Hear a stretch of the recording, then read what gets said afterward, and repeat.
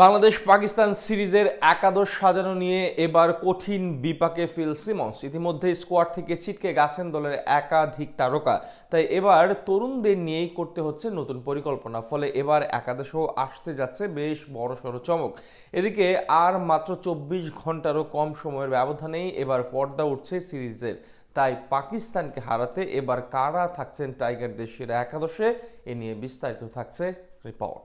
আর মাত্র 24 ঘন্টারও কম সময়ের ব্যবধানেই মাঠে গড়াতে যাচ্ছে বাংলাদেশ পাকিস্তানের মধ্যকার 3 ম্যাচের টি-20 সিরিজ। আসন্ন এই সিরিজের আগে এবার রীতিমতো কঠিন বিপাকে পড়েছেন ফিল সিমন্স। কেননা সিরিজ শুরুর আগেই স্কোয়াড থেকে ছিটকে গেছেন দলের একাধিক তারকা ক্রিকেটার। সবশেষ দিল্লির ম্যাচে আঙুলে চোট পেয়েছেন মুস্তাফিজ, তাই পাকিস্তানের বিপক্ষে এবার খেলা হচ্ছে না তার। বিপরীতে ব্যক্তিগত কারণে এই সিরিজ থেকে নাম প্রত্যাহার করেছেন নাহিদ রানা। এর আগেই অবশ্য স্কোয়াড থেকে ছিটকে গেছেন টাইগার ওপেনার সৌম্য সরকারও। ব্যাট বলের 3 বড় তারকা হারিয়ে এবার একাদশ সাজানো নিয়েও কপালে চিন্তার ভাঁজ পড়েছে টাইগারদের ক্যারিবীয় কোচের। ফলে এবার স্কোয়াডে থাকা তরুণ ক্রিকেটারদের নিয়েই সিরিজ জয়ের মহাপরিকল্পনা সাজাতে ব্যস্ত ফিল সিমন্স। তাই একাদশেও আসতে যাচ্ছে বড়সড় চমক। তবে কারা থাকছেন টাইগারদের সেরা একাদশে, কাদের নিয়ে প্রথম ম্যাচের শক্তিশালী একাদশ সাজাবেন টাইগার কোচ, এ নিয়ে জল্পনার শেষ নেই টাইগার ভক্তদের। এদিকে পাকিস্তান সিরিজের স্কোয়াড থেকে আগেই ছিটকে গেছেন সৌম্য সরকার, তাই ওপেনিং নিয়েও কিছুটা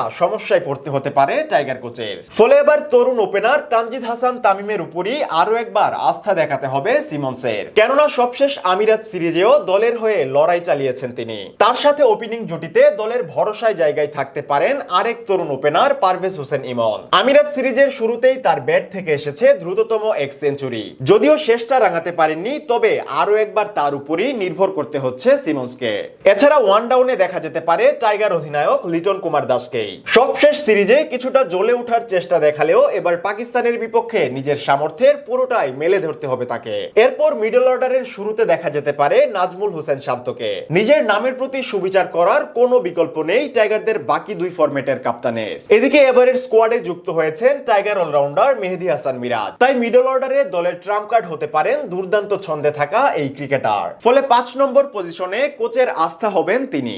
বিপরীতে 6 নম্বর পজিশনের জন্য কোচের পছন্দের তালিকায় সবার প্রথমেই থাকবে জাকের আলীর নাম। সবশেষ সিরিজে দলের ব্যাটারদের কঠিন বিপর্যয়ের মাঝেও কিছুটা ব্যতিক্রম ছিলেন এই টাইগার ফিনিশার। 7 নম্বরে দেখা মিলতে পারে শামীম পাটোয়ারির। আমিরাতের বিপক্ষে নিজের ক্যালিভার দেখাতে না পারলেও নিজের দিনে একাই ঘুরিয়ে দিতে পারেন ম্যাচের গতিপথ। এদিকে স্পিন ইউনিটে মিরাজের সাথে দেখা যেতে পারে রিশাদের যুগলবন্দি। সম্প্রতি লেগ স্পিনের দুর্দান্ত চমকে পিএসএল শিরোপাও উঠেছে তার হাতে।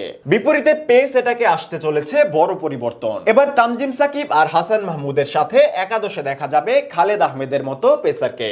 মুস্তাফিজের পরিবর্তে দলে ফেরানো হয়েছে নিউজিল্যান্ড এ দলের বিপক্ষে দুর্দান্ত বোলিং করা এই পেসারকে।